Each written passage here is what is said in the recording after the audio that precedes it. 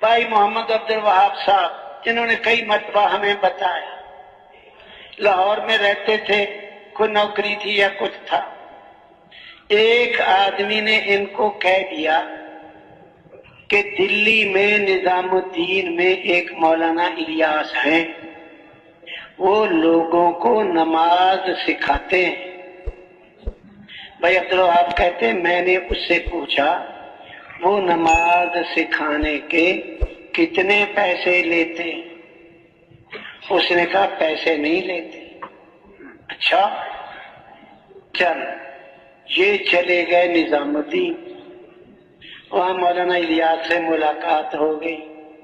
یہ سن 44 کی بات ہے، 1944، اور وہاں جا کے ان کے بیان سنے اور اسی وقت تبلیغ میں لگ گئے۔ اس وقت سے لے کر آج تک کتنے سال ہو گئے؟ 1944 کو 70 اور 74 سال ہو گئے۔ جتنا ان کو ثواب ملے گا ساری زندگی کھپا دی، ساری زندگی کھپا دی۔ 70 4 74 سال رات دن لگے ہوئے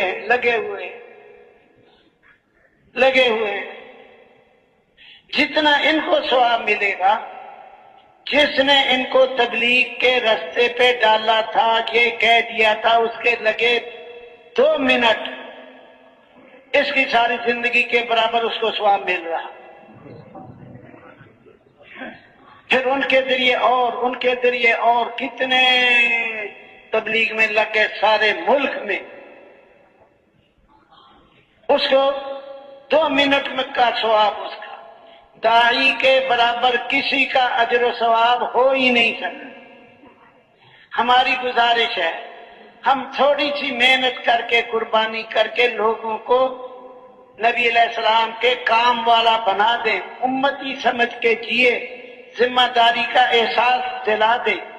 میں پوری امت کا ذمہ دار ہوں، میں اخرجت للناس ہوں، ساری دنیا کی طرف بھیجا گیا ہوں، میں امتی ہوں، اقوام عالم کی طرف مبعوث ہوں، ساری دنیا میری محنت کا میدان ہے۔ ہم 5 منٹ لگا کے کسی کو سمجھا بجھا کے اللہ کے راستے میں نکال دیں، وہ ساری